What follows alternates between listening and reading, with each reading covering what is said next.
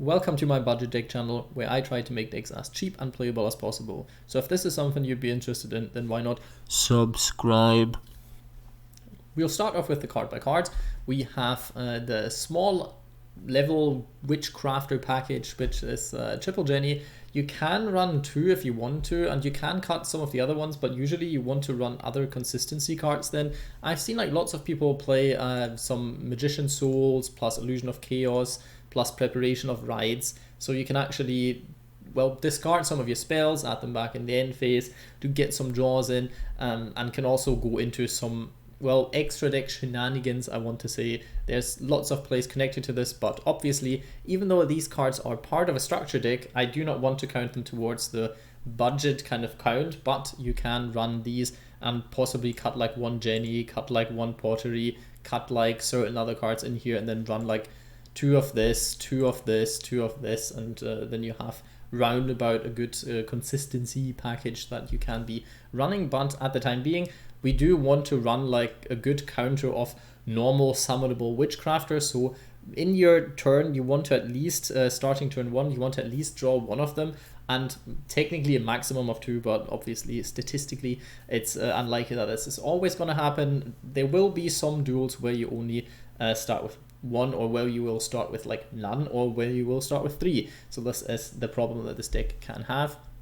That's why Genni at 3, the second effect that this card has in the graveyard, isn't bad either. It can be used for lots of different things, so we do want to run 3 of this one rather than some of the other ones. I decided to go for double Potterie, very controversial choice, but this card, sadly you have to have no cards in your hand, but in the grind game this card can first of all add your card back to your hand, stuff like Holiday for example, which can come in very, very handy. Or if you don't have this in the graveyard, or if you really want to recycle your Witchcrafter Vice Madam because you only run 1 of them, then you can actually get this card back into the deck as well. So this card has multi-purposes. It can be very handy, and it doesn't collide with our 1 Pot of Prosperity as much as Pittore, because this card draws you a card, and when this card draws you a card, then you cannot use the effect if you've already used Pot of Prosperity before that, and vice versa.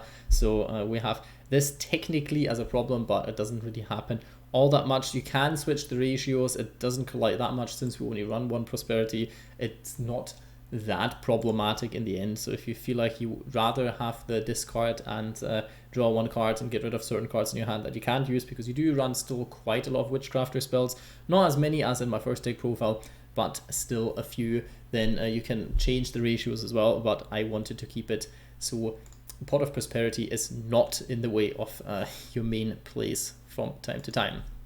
The most important card of the deck is Witchcrafter Schmietta. This card is very, very strong. The fact that it's level 4 can come in handy in certain future variants. No spoilers, but Magistus has something to do with this, and this card is in general very nice because you can add dump 1 card to your graveyard, 1 Witchcrafter card. There's Genni that you can sometimes send if you already have one of your good spells in your graveyard, for example with Creation. Then you can add stuff to your hand like Golem Aruru, which is quite fun. You can add whatever Witchcrafter spell you would want for next turn in your hand, or in general just a spell to your graveyard that you then in the end phase get back, and then you have a discard, so that can be super nice, and so on. Because it's actually a Witchcrafter card, you can also get Patronus to the graveyard, and since you do have ways with Genni and whatnots to banish your Witchcrafter spells, the second effect of Patronus does come in handy. It comes in more handy if you actually play Spell Chronicle, but we will be talking about this in a second. Witchcrafter Haine, very, very important card. Cannot be summoned off of the fusion monster, at least not directly. Indirectly, yes, because you can get one of the lower level ones out, but not other than that, not very much from your hand, which is why you don't really want to see this card in your hand unless you pair it with Unveiling. But even then, you invest lots of cards from your starting hand that you don't really want to be investing. So these 2 are cards that are usually for the deck, and that's why I usually keep them at a ratio of 1, because there are plenty of ways to recycle them, which I will be talking about in a second as well. Golem Aruru, I want to say a protection card or a disruption card, but it isn't either of them. Technically, you can cut this one and play like 1 more Madame Verre or 1 more of the Haines. It does stuff sometimes, and it can add with whole Genni play. It can add something to your board that wasn't there before, because if your opponent targets one of your spellcaster monsters with an effect or for an attack, then you can target one card your opponent controls on Witchcrafter spell in your graveyard, special this card and bounce the other card. So it does stuff, and you can repeatedly do this. It's a monster with 2800 attack, it's a level 8, so you can go into rank 8s as well at times. So this card does stuff, it adds stuff to the deck. I would run it, but it can be, well, I don't want to say bricky because it's actually one of the ones that does stuff in your hand, but it's not like amazing. Used to be able to play this card at 3, but not really necessary, especially in a budget variant. The one-off power spell, this deck will contain a lot of power spells because you can discard them, and you have to have some kind of options for going second, since we do not run hand traps, which if you want to run hand traps, the best one to run is Cyframe Gear Gamma, because your Witchcrafter monsters tribute themselves, so you do not control any monsters then, and then if your opponent then ashes this, which is very possible, then this card stops it for it. This is why Called by the Grave is also quite nice. Other than that, you can run your Max Season Ash Blossoms if you like, but the deck kind of needs lots of spells to as a discard, and then go in second Raigeki as a card that you can be considering. One Magicalized Fusion. This card could be run at 3 if you want to. It has one, well, I don't want to say major issue, it has one issue at least. The good thing about this card first, this card works pretty easily if you already have used one of your Witchcrafter's effects, because technically you can almost summon one of your Witchcrafters, then discard a spell, then summon another Witchcrafter, then you have one on board and one in your graveyard, and then you can Magicalize Fusion into your Fusion monster, which is quite nice because the materials can be from your field or graveyard. There's a different combo, so you don't even have to waste one spell card, is if you want to decide to run Artemis, which is a spellcaster and requires one level 4 or lower spellcaster monster, so you could technically normal summon one of them, link it up into this one, then you have one spellcaster on board and one Witchcrafter, which works perfectly fine for your new boss monster of the deck, because you need one Witchcrafter monster and one spellcaster, which makes this card somewhat splashable, which is quite fun. And that's another combo you could be considering, but I felt like adding this card to the deck just for this one-off combo. If you draw your one-off Magicalized Fusion, didn't really feel very budgety, but I wanted to at least mention it. The negative side of this one is, of course, if you then banish the cards from the graveyard or from the field, you cannot use the somewhat strong graveyard effects, which is a bit annoying. You can still get them back with the trap cards, so you don't actually lose them for good, so even if you go into like one of the bigger ones, it's not too problematic. But that is something you have to consider if you run this card. You can technically run the pure polymerization if you want to. You can run stuff like Fusion Substitute, because this card actually recycles you one off, so you don't have to run multiple of this and have another way of it and then get another draw. But then you have the problem, you need 2 monsters on field, which is usually, especially in this specific variant, quite hard as well. There's multiple different ways. The more consistent your deck is, the less amount of the fusion card you need. The thing is, you kind of want to be pumping this card out very early on, but in a budget version it just doesn't really work that well in the pure version as well, because I did lots of test hands, and there will be lots of hands where you only start with like one Witchcrafter and then you can't fusion summon at all unless you have Magicalized Fusion. So yeah, probably max out more on this card rather than on this card, because this card actually can do certain things if you still have Witchcrafter spells in your hand, so you can actually trigger your fusion monster then. So this card is, in my opinion, actually better than the new fusion spell that is an ultra rare. I'll rage about this in a second, don't worry. Creation, obviously search the card, very strong. Holiday at 2, you can run it at 3 if you want to. You can always cut cards like Collaboration, you can cut one Bystreet if you like, to play 3 of this, but you don't have to. I feel like 2 was fine, because technically this card does nothing by itself, especially if you don't run Artemis. If you do run Artemis, then this card can be doing some stuff. You then can go into some link plays, can be helpful, but in this specific variant, 2 seemed fine, since you have quite a lot of ways of actually getting into this. Collaboration can be fine against certain back row decks and certain times where you have to actually OTK your opponent. Lightning Storm, basically the same as Raigeki, plus you don't have to craft this card, because I count it as a budget card because it is in those master pack bundles. Path of Prosperity, do run this time, because now we have stuff in our extra deck, and I actually made the effort to fill the extra deck up with well, cards that you can at least use. They're not good, but you can use them, and a lot of them you can banish. So why not add an extra layer of consistency? Because these days you have to make the deck as good as possible. Back in the days when the game came out, the power ceiling of other decks wasn't that high, so you got away with not playing the most expensive version, but nowadays you have to add certain little tidbits to the deck to make the deck a bit more consistent, a bit stronger, if you want to compete on the same level as before, actually. One Witchcrafter Confusion, the new fusion spell, funny wordplay. It's okay, for some reason it's ultra rare. Like, even Creation is a super rare, but we have new cards, and new cards will always be ultra rares if they do even a slight benefit for the deck, if they do even a slight kind of thing. I feel like it could have been a super rare as well. In the end, doesn't really matter, because you get away with just playing one. You can play 2 or 3, but like I said, then you have dead cards in hand with this one sometimes as well. What would you cut for it? It's not that amazing, and I feel like if you want to max out and stuff, Magicalized Fusion is a lot better. One off, because you can search it, not very well, but it is possible with your Patronus. So 1 is fine, but usually will not be able to use it all that much on your first turn. 2 Magician's Right Hand, because this card stops your opponent from using their first spell card. So blowout spells are a little bit less dangerous too. Not all that much, but sometimes that makes a difference in if your opponent can use Lightning Storm or not. So I kind of do like it. You can go for 1 left hand and 1 right hand if you're scared of trap cards, but usually the trap cards, especially the activation, doesn't matter all that much to me in comparison to how much spell cards matter these days. And 1 Restage, you can technically swap the ratios, but I felt like the effect of this card is decent, especially if you play a build that gets the fusion card out more, because then you will be able to get into the low level ones quite easily. So if you draw into this, it's actually not too bad. But in this specific version, yeah, it can be helpful, but if you want to search stuff with Creation, then you usually want to search Schmietta, and then this card doesn't do all that much if you go for the whole Schmietta thing and it sits in your hand. But you can discard it, and then you have access to these 2. And even if you already drew into 1, then you can still discard the other one, so it at least replaces itself if you run the ratios like this. You could run a second one of that, maybe cut the Bystreet, maybe cut one of the Book of Moons and stuff. Up to you. Just wanted to mention it, and sometimes it can be helpful. I just didn't feel like going too ham on this specific one. You can make ratios like 2 of this, 2 of this, 1 of this, for example, whatever you feel like works the best for you. Witchcrafter Bystreet at 2. It pains me a bit because I kind of want to be running this card at 3.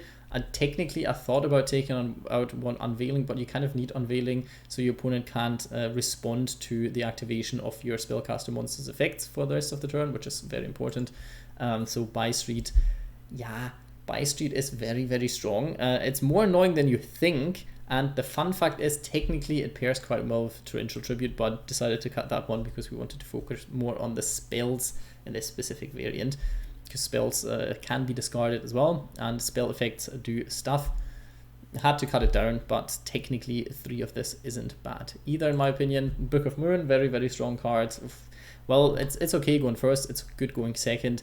It's a quick spell, it's a spell, which is important here. So this card does some stuff. If you have better cards, then you can replace this one for it.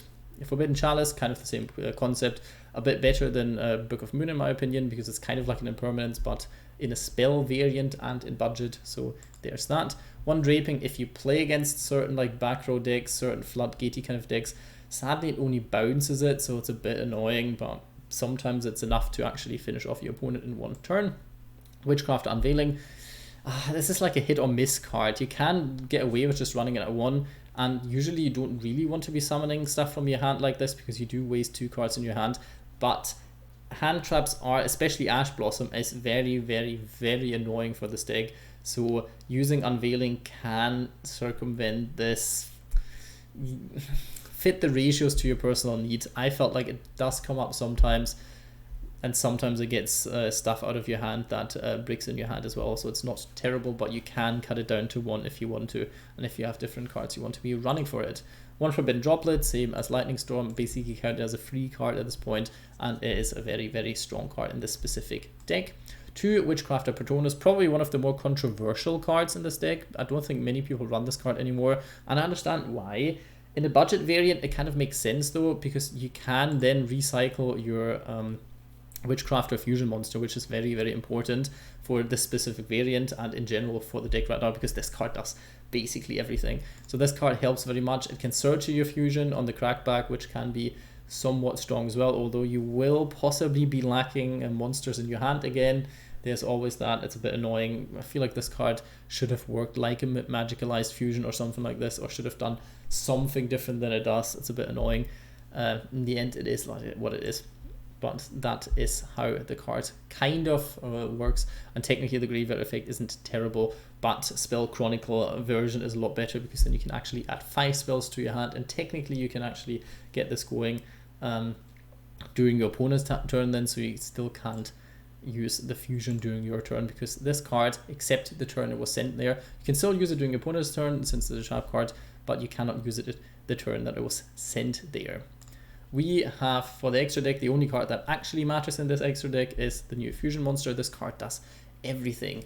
Do not forget, first of all, a very, very big thing, you can use each of these effects once per turn, which is very, very important, which is crazy as well, during each player's turn, and the effects of this card trigger during the end step when you add your Witchcrafter spells back to your hand. You'll see this if this card activates in the graveyard to activate itself, to add itself back to the hand, then you can trigger this card's effect, and also you can trigger this card's effect multiple times if you have multiple spells in your graveyard. So this is very, very, very strong. You can build up quite the board. You can pop cards of your opponent quite a lot. You can add Witchcrafter spell traps from your graveyard to your hand for some reason. That's quite good.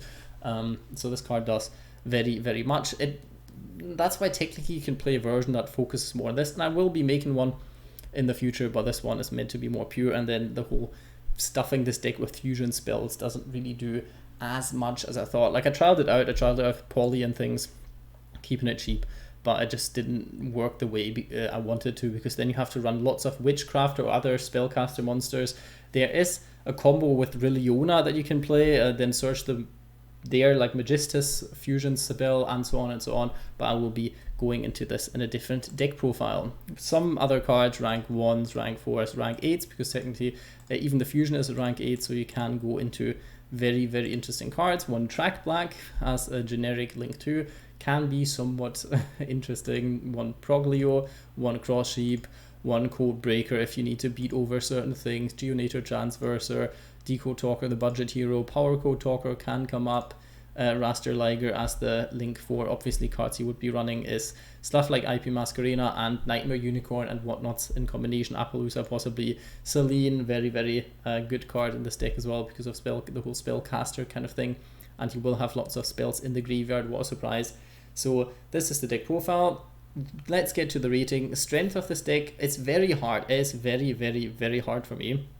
In my opinion, it's like a 3.5, but I don't really want to give it a 4 because I feel like for a 4 you need to be like a lot more powerful, like the output. Usually the output, if you can't get into your fusion monster, which will be most cases on turn 1, is 2 disruptions or something, which isn't very powerful.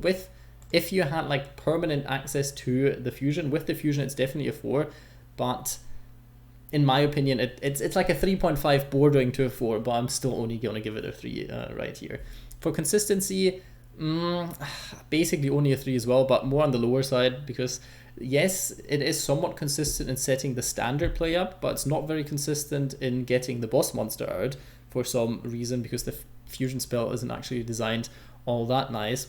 Basically like a normal fusion where you have to use a Witchcrafter monster, but it can add itself back and you can use it again, so it's not amazing. And other than that, you can start with hands that have no Witchcrafters in it, and the deck kind of forces you, if you want to make it as competitive as possible, forces you to run quite a low count of the low level Witchcrafter monsters, because obviously you don't want to be playing hands with like 3 of them because they do nothing in your hand, especially if you don't have the fusion spell. So consistency, I'd also give it a 3, but more on the lower end. For budget value, I would give it a 4, not very strong 4, a very weak 4, but this deck has some synergy with any other kind of spellcaster deck. You can use it in lots of different setups, not like in crazy much, but there's quite some stuff you can actually be doing with this, quite some different variants that you can be playing, and I will be exploring on this channel, just you, me, And also, it's not very expensive. If you run one of the fusions and one fusion monster, then the only cards that you actually have to run that are expensive in this specific variant is like Creation, Haine, Verre, and Golem Aruru, and all just at one. So the deck is like dirt cheap, and for that I feel like the budget value of like getting a whole deck that you can play very well in like low platinum, high gold, I feel like it's amazing for that. So I'd give it at least a 4. I feel like it's a, yeah, not sure. Is it a weak 4? Is it a strong 4? I don't know. It depends, but it is a 4 from me. See you in the replays. And we are back with the first replay. Let's see what we can get up to. We start first. We have one normal summoned monster, which is great. We have one restage. In case we do get ashed, then this card can actually come in handy, because then we can actually technically get this card back, use its effect during the opponent's turn. We still have one spell trap that we can use. We have Witchcrafter Patronus, which can get us a spell card back, but we also have one creation. So we start out using the creation because we want to bait out an Ash Blossom, because we still have enough spell cards whatever happens. So we go into Schmietta, and instead of using Potterie, we actually go into Schmietta, because there's not much that we can actually recycle. Technically we could have gone into Potterie, but then we would have still had Schmietta in our hand, and then we wouldn't have no cards, and I couldn't have recycled anything. So this seemed to be the better play. I decided to go for Haine. Technically you can also go for Madame Verre, depends on whatever you want. The thing is, this one at least protects your monsters, while the other caster monsters you control to be targeted by spell traps. And since you'll be playing against runic stuff quite a lot still, this can come in handy from time to time. Now I get the Magician's Right Hand to the hand, which is very, very important. We send another card to the graveyard, which is Genni. Genni then banishes our spell card and adds our Golem Aruru to our hand, because Golem Aruru is another, well, it's not really protection, but it is something at least. And we set 2 cards, and you might ask, oh, what do we do now? We banish the spell card that we didn't add back anyway, because we couldn't. We could have sent another spell card to the graveyard with Schmietta, so we would have another spell card in our hand, because right now Haine is dead. Thing is, we do have one Patronus set. Technically you can instantly turn it during your opponent's draw phase and then instantly get a spell card to your hand, but then you already reveal what one of your set cards is, and right now you kind of want your opponent to think that it's something that is a bit more dangerous to them than just Patronus. So I keep it down, because usually there's not much that your opponent can use anyway. They use the Eldritch combo to get rid of my spell negate, because they know, well, runic and negating spells isn't that nice, especially if it happens once every turn, so might as well get rid of that card. So this one is Runic Eldritch then. They activate Runic Allure, which technically they could have just used to bait out the spell negate. Wouldn't have made much of a difference, because it doesn't negate and destroy, it just like negates it. So, you know, it is what it is, like negates the effect, doesn't even negate the whole card. So a bit of a misplay on their part. Then they actually want to be doing stuff afterwards, but this is when I flip Patronus, because now I see they can start the pace, and I know they might be able to use the Runic Field spell soon. So this is where I want to make sure I have one of my spell cards in hand. I decided to go for Bystreet, because Bystreet is one of the cards that comes back in the end step when I have to discard it and actually lands on my field, so actually does stuff. If I use any other card, I can't do stuff with it the next turn anyway, because I still will discard it for the Haine effect. And then when it comes back in the end phase to my hand, it does nothing. So I'd rather want to go for the card that actually does stuff. Now they want to get rid of, no, they're not getting rid of my stuff yet. They are actually summoning Hugin. We do have a negate though, so they cannot get into the field spell. Technically I could let them get into the field spell and then actually use the effect of Haine to get rid of it. But I thought better, if they don't already have in the last card in hand have the field spell, then it's better to pop Runic Allure here as well, so they cannot get the Eldritch back. Maybe they should have done this beforehand, who knows, but they didn't think I was going to get rid of Runic Allure, so there's that. We negate the effect, so they cannot get the field spell, and then they do banish one of our cards, doesn't really matter. They want to activate this, they do activate this, and then they activate Runic Flashing Fire, so now I might as well bounce this card back to the hand and use the Haine effect, because at this point it doesn't really matter. We are basically forced to use this effect on this card, but not much they can do about this one. And then we bounce their card back to the extra deck, because if we destroy it, it goes back to the extra deck anyway, so like this, it makes a bit more sense. They banish some more of our stuff, doesn't really matter, nothing important. And now we draw a card. We can use the Patronus effect again.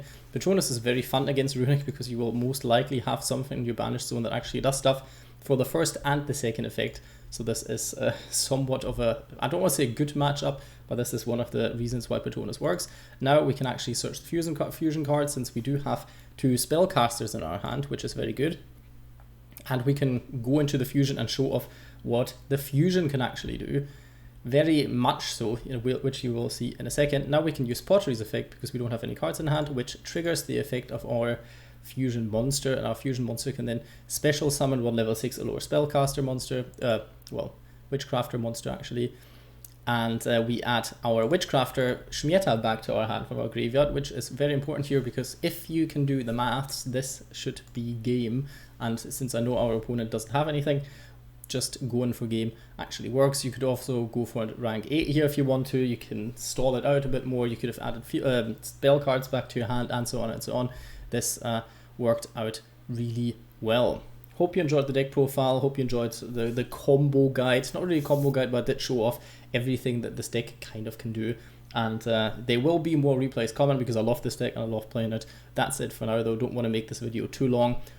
Leave a like, comment, subscribe. But most importantly, I hope you have a good day.